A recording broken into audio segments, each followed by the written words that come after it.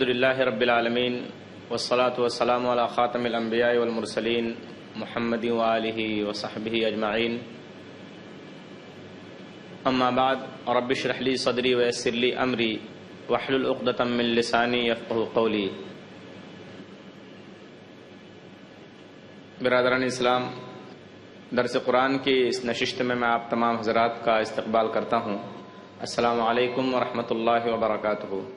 درس قرآن سے متعلق جو صورت ہے وہ سورۃ الفجر، سورہ نمبر 89 کی 9 سے 14 تک کی آیتیں ہیں۔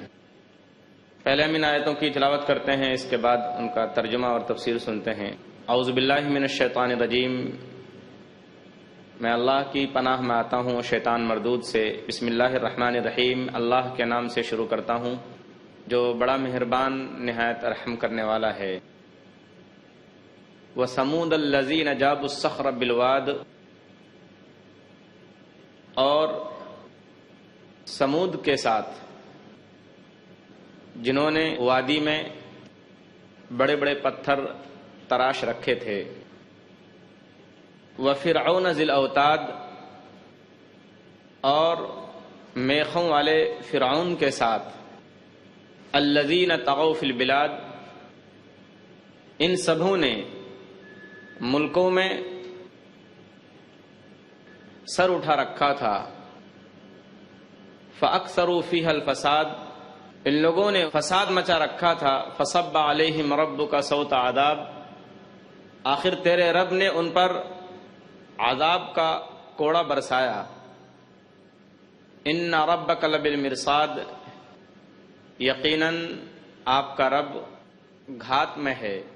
یہ جو آیتیں ابھی پڑھی گئی ہیں ان کا تعلق پیچھے سے ہے، یعنی اللہ تبارک و تعالیٰ نے پہلے قوم عاد کا ذکر کیا تھا اور بتایا تھا کہ آپ نے نہیں دیکھا، کہ آپ کو نہیں معلوم کہ آپ کے رب نے قوم عاد کے ساتھ کیا معاملہ کیا۔ اب اس کے بعد دوسری قوموں کا ذکر ہو رہا ہے۔ وَثَمُودَ الَّذِينَ جَابُوا الصَّخْرَ بِالْوَادِ، اور قوم سمود کے ساتھ کیا کیا آپ کو معلوم ہے؟ کیا آپ جانتے ہیں کہ آپ کے رب نے قوم سمود کے ساتھ کیا کیا؟ قوم سمود ایک قوم ہے، آگے اللہ نے اس کی کوالٹی بیان کی ہے، اس کی خصوصیت اور صفت بیان کی ہے کہ یہ کیسی قوم تھی۔ الذین جابوا الصخر بالواد، یہ سمود ایسی قوم تھی جنہوں نے پہاڑوں کو تراش کر اس میں اپنے رہنے کے لیے گھر بنایا تھا۔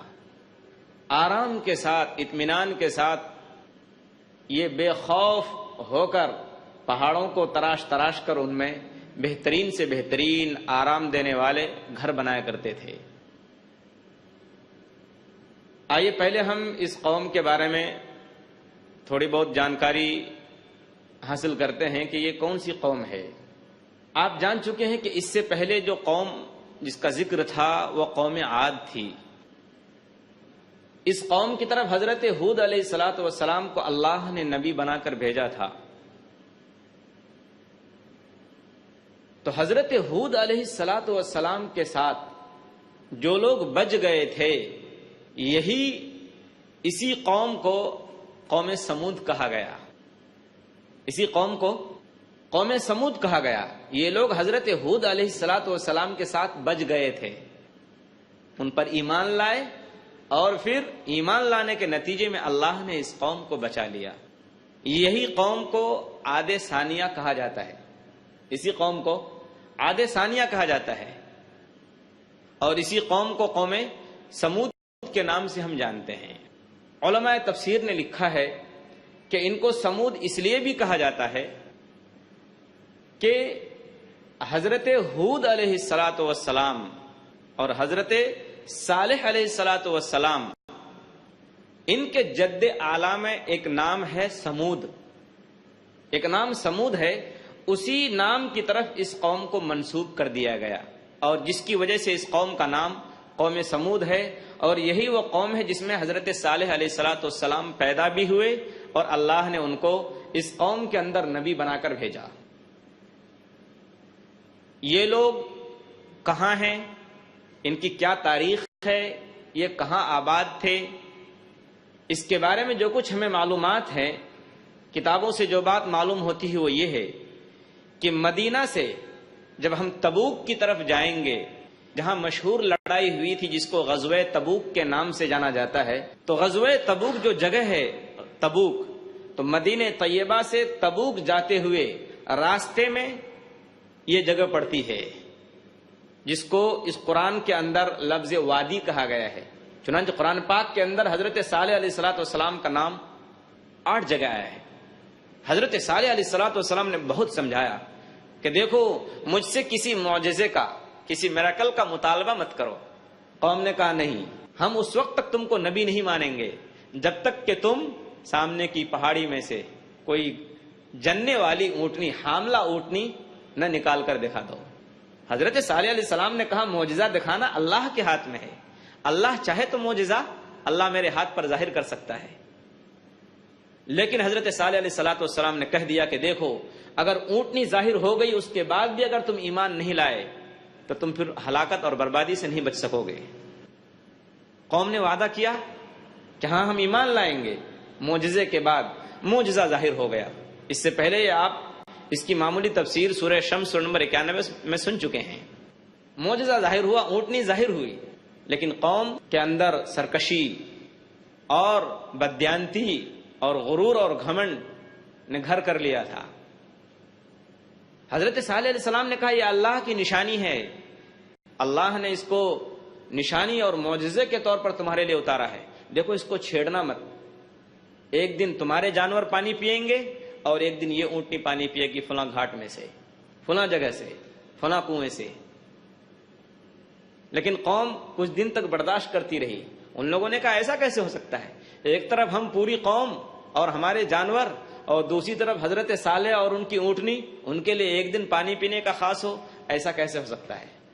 چنانچہ ان لوگوں نے ایک شخص کو جس کا نام قدار بن سالف ہے اس کو کھڑا کیا اور اس نے حضرت صالح علیہ السلام کے ہاتھ پر جو اونٹنی ظاہر ہوئی تھی معجزے کے طور پر اس کو قتل کر دیا۔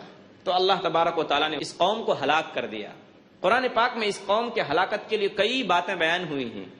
کہیں اللہ نے فرمایا ہے کہ اس قوم کو اللہ نے سخت زوردار آواز کے ذریعے ہلاک کر دیا۔ ایسی آواز آئی زوردار جس کی وجہ سے پوری کی پوری قوم کے لوگ، ان کے کانوں کے پردے پھٹ گئے اور وہ پوری کی پوری قوم ہلاک ہو گئی۔ اللہ نے سورہ حاقہ سورہ نمبر 69 آیت نمبر 5 کے اندر فرمایا ہے فَأَمَّا ثَمُودُ فَأُهْلِكُوا بِالطَّاغِيَةِ۔ جہاں تک قوم سمود کا تعلق ہے تو اللہ نے اس قوم کو زوردار، بھیانک اور ڈینجر آواز کے ذریعے ہلاک کر دیا۔ آواز آئی، ایک چیخ آئی جس کی وجہ سے پوری قوم ہلاک ہو گئی۔ کہیں اللہ نے فرمایا ہے اللہ نے اس قوم کو زلزلے کے ذریعے، رجفہ زلزلے کے ذریعے، اس کے ذریعے ہلاک کر دیا۔ تو اللہ تبارک و تعالیٰ نے اس قوم کو ہلاک کر دیا، اور یہ اس قوم کے نشانات آج بھی موجود ہیں۔ یہ قوم بہت ہی انجینئرنگ میں ماہر قوم تھی، آرٹ میں، فن میں ماہر قوم۔ انہوں نے پہاڑوں کو تراش تراش کر بہترین سے بہترین مکانات بنائے۔ اللہ تبارک و تعالیٰ نے سورہ شعراء سورہ نمبر 26 آیت نمبر 149 کے اندر بیان فرمایا ہے وَتَنْحِتُونَ مِنَ الْجِبَالِ بُيُوتًا فَارِهِينَ، اور تم لوگ پہاڑوں کو تراش کر عمدہ عمدہ آرام دینے والے گھر بنا لیتے ہو۔ اور اللہ نے سورہ ہجر سورہ نمبر 15 میں اللہ تعالیٰ نے کیا فرماتے ہیں؟ اللہ تعالیٰ نے فرمایا کہ وَتَنْحِتُونَ مِنَ الْجِبَالِ بُيُوتًا آمِنِينَ، کہ یہ لوگ پہاڑوں میں سے بہترین گھر بناتے ہیں اور امن اور آرام کے ساتھ بغیر کسی خوف کے رہتے ہیں۔ لیکن اللہ تبارک و تعالیٰ نے اس قوم کو ہلاک کر دیا۔ حضرت صالح علیہ السلام کی بات نہیں مانی تو اللہ نے ہلاک کر دیا اس قوم کو۔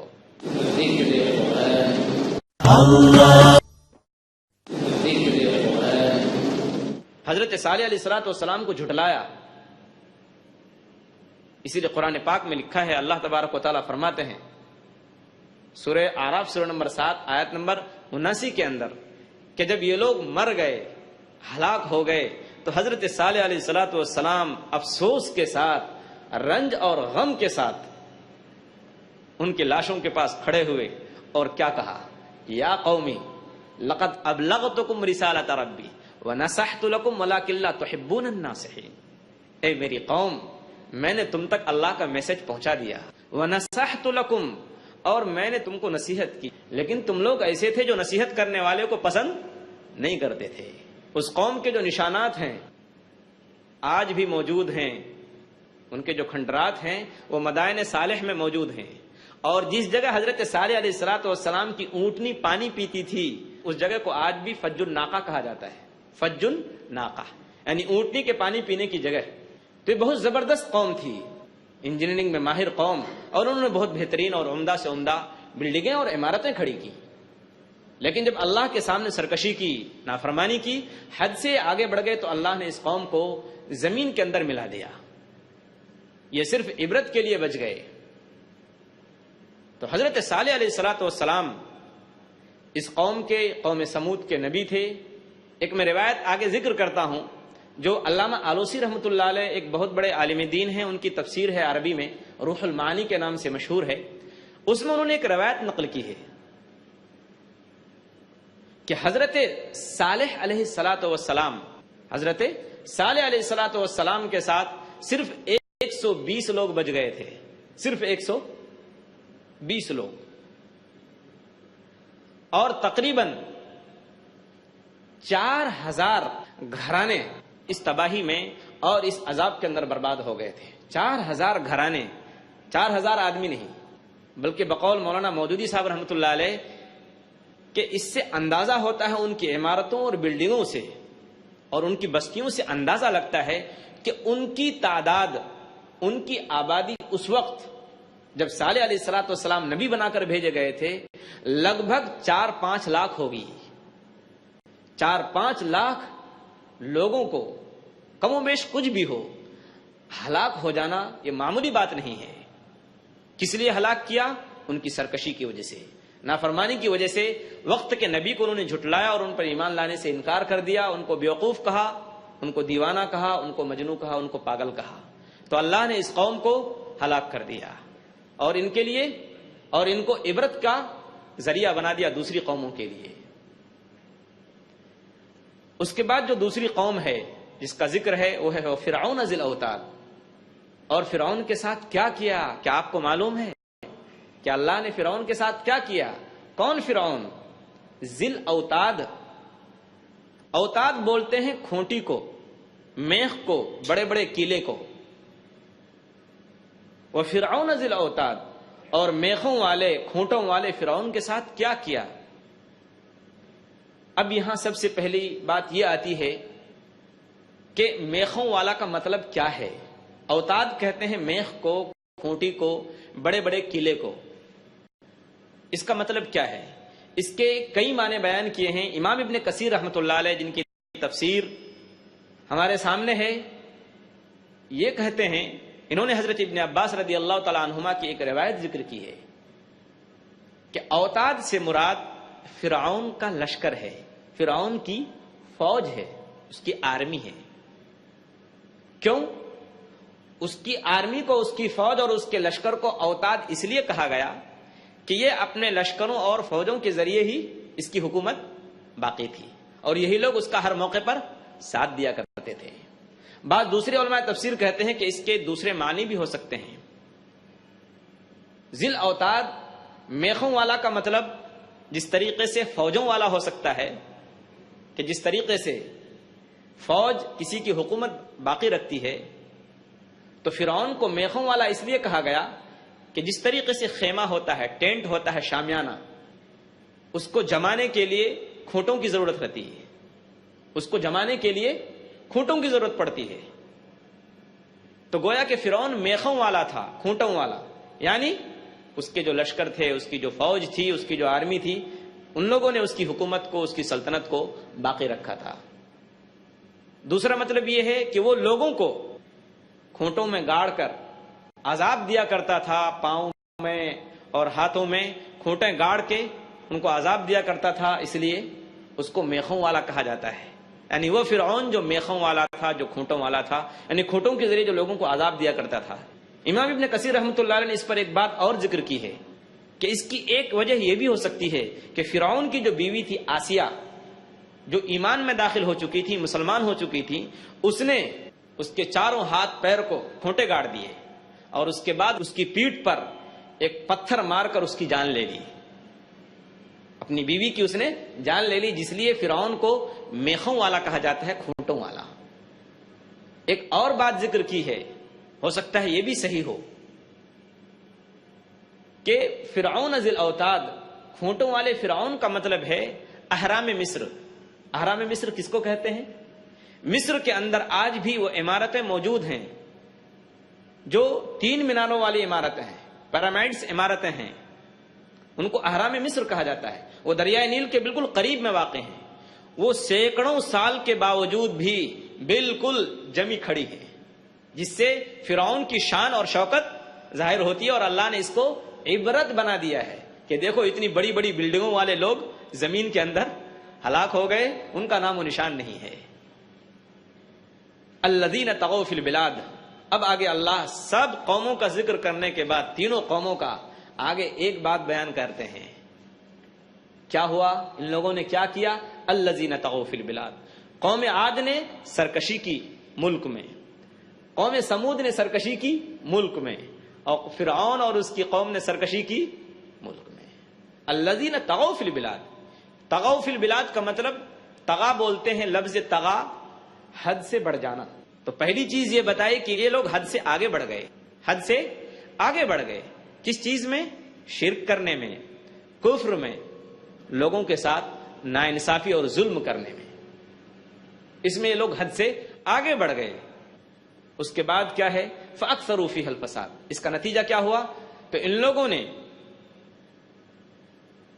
ان ملکوں میں، ان جگہوں میں، ان بستیوں میں فساد مچانا شروع کر دیا۔ جب سرکشی کی تو اس کا نتیجہ کیا ہوگا؟ فساد، بگاڑ پھیلانا، اودھم مچانا، بدماشیاں کرنا اور شرارتیں کرنا، یہ سب ان لوگوں نے کیا۔ فَصَبَّ عَلَيْهِمْ رَبُّكَ سَوْطَ عَذَابٍ، تو اس کا انجام کیا ہوا؟ حد سے آگے بڑھے، اس کا نتیجہ یہ ہوا کہ ان لوگوں نے فساد مچایا، بگاڑ مچایا۔ فَصَبَّ عَلَيْهِمْ رَبُّكَ سَوْطَ عَذَابٍ، تو اس کا انجام کیا ہوا کہ تیرے رب نے ان پر عذاب کا کوڑا برسایا۔ کوڑا سوت کے معنی ہوتے ہیں کوڑے کے، چمڑے سے بنایا جاتا ہے، لیکن عرب کے لوگ لفظ کوڑا اس وقت استعمال کرتے ہیں، ایسر التفاسیر کے اندر لکھا ہے کہ عرب کے لوگ لفظ کوڑا اس وقت استعمال کرتے ہیں جب سخت سے سخت عذاب بیان کرنا ہو۔ یعنی جتنا سخت عذاب، یہ مطلب نہیں کہ کوڑا لے کر مار دیا، یہ مطلب نہیں ہے۔ مطلب عذاب کا کوڑے کا مطلب یہ ہے کہ سخت سے سخت اللہ نے ان کو عذاب سے دوچار کیا، اور سخت سے سخت عذاب کے ذریعے وہ ہلاک کر دیے گئے۔ تو یہاں کوڑے کا مطلب وہ چمڑے والا کوڑا نہیں ہے، کوڑے کا مطلب ہے جو انتہائی درجے کا عذاب ہو سکتا ہے، جو پنشمنٹ ہو سکتا ہے، وہ اللہ تبارک و تعالیٰ نے اس قوم کو دیا، قوم عاد کو، قوم سمود کو، اور فرعون کو اور اس کی قوم کو۔ فَصَبَّ عَلَيْهِمْ رَبُّكَ سَوْطَ عَذَابٍ، تو تیرے رب نے ان پر عذاب کا کوڑا برسایا۔ اور پھر عربی شاعر کا ایک شعر نقل کیا گیا ہے، أَلَمْ تَرَ أَنَّ اللَّهَ أَظْهَرَ دِينَهُ وَصَبَّ عَلَى الْكُفَّارِ سَوْطَ عَذَابِ، کیا تم نے نہیں دیکھا کہ تیرے رب نے، یعنی اللہ نے کس طریقے سے اپنے دین کو سب سے اونچا کر دیا، سب دینوں پر غالب کر دیا۔ أَلَمْ تَرَ أَنَّ اللَّهَ أَظْهَرَ دِينَهُ، کیا تم نے نہیں دیکھا کہ اللہ تبارک و تعالیٰ نے اپنے دین کو غالب کر دیا۔ وَصَبَّ عَلَى الْكُفَّارِ سَوْطَ عَذَابِ، اور کافروں پر عذاب کا کوڑا برسایا۔ تو جب نہیں مانا تو اللہ تبارک و تعالیٰ کا عذاب آیا، اور وہ عذاب کے نیچے، وہ عذاب کے اندر وہ ہلاک اور برباد ہو گئے، اور وہ لوگوں کے لیے عبرت اور نمونہ بن گئے۔ فرعون بھی عبرت بنا، اس کی قوم بھی عبرت بنی، اور قوم سمود اور قوم عاد بھی تمام لوگوں کے لیے عبرت اور سبق کا ایک ذریعہ بن گئی۔ ان ربک لبالمرصاد، جو آخری آیت ہے اس سلسلے کی جو کڑی ہے، وہ کیا ہے؟ ان ربک لبالمرصاد، بے شک تیرا رب گھات میں ہے۔ مرصاد بولتے ہیں گھات میں لگنے کی جگہ کو، مطلب تیرا رب غافل نہیں ہے، بے خبر نہیں ہے کہ دنیا کو اس نے بنا دیا، مخلوق کو اس نے بنا دیا اور لوگوں کے اعمال سے بے خبر ہے، نہیں، وہ ہر ایک کے اعمال کی نگرانی کر رہا ہے، ہر ایک کے عمل کو وہ دیکھ رہا ہے، وہ بے خبر نہیں ہے۔ مجال نہیں ہے کہ دنیا کی کوئی چیز اللہ کی نگاہ سے اوجھل ہو جائے، اللہ کی نگاہوں سے چھپ جائے، ہو نہیں سکتا۔ ان ربک لبالمرصاد، بے شک تیرا رب گھات میں ہے، تمام لوگوں کے اعمال کی نگرانی کر رہا ہے اور اسی کے مطابق وہ اچھا یا برا بدلہ دے گا۔ جس نے اچھائی کی ہے اس کو اس کا اچھا بدلہ ملے گا، اور جس نے برائی کی ہے اس کی سزا ملے گی۔ اور یہی وہ قوم ہے، بات نامکمل رہ جائے گی اگر قوم سمود کا ذکر اس حدیث کے حوالے سے نہ کیا جائے جس میں ہے کہ قوم سمود اس بستی کی طرف جب حضور اکرم صلی اللہ علیہ وسلم سن 9 ہجری میں گئے صحابہ کرام کو لے کر، صحیح بخاری کی روایت ہے، حدیث نمبر 4419 میں ہے کہ حضور اکرم صلی اللہ علیہ وسلم نے اپنے چہرے کو ڈھانپ لیا، سواری کو تیز کر دیا اور صحابہ کرام سے کہا ڈانٹ کر کہ جلدی اس بستی سے گزرو، یہ وہ بستی ہے جس پر اللہ تبارک و تعالیٰ کا عذاب پھوٹ پڑا، جلدی سے گزر جاؤ اور اللہ سے معافی مانگتے ہوئے گزرو، کہیں ایسا نہ ہو کہ تم بھی اس عذاب میں گرفتار ہو جاؤ، اس عذاب میں پکڑ لیے جاؤ جس عذاب کے اندر اس قوم کو اللہ تبارک و تعالیٰ نے ہلاک کیا۔ بلکہ صحیح مسلم کی ایک روایت تو اور بھی زیادہ مفصل ہے، حدیث نمبر 7466 میں ہے کہ نبی کریم صلی اللہ علیہ وسلم کے اصحاب جو تھے، صحابہ تھے، ان لوگوں نے اس بستی کے کنویں میں سے پانی لے لیا اور اس سے آٹا گوندا۔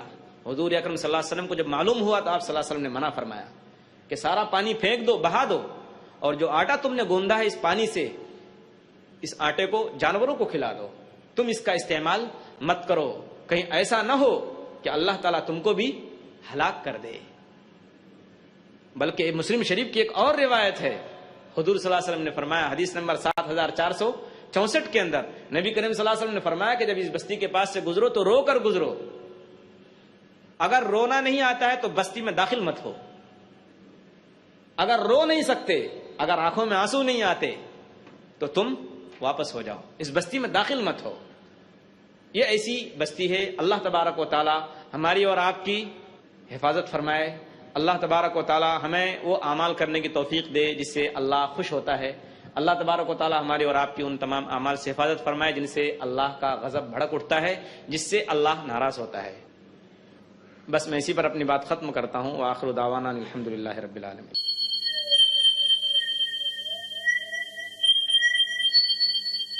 اللہ غفور، اللہ رحیم۔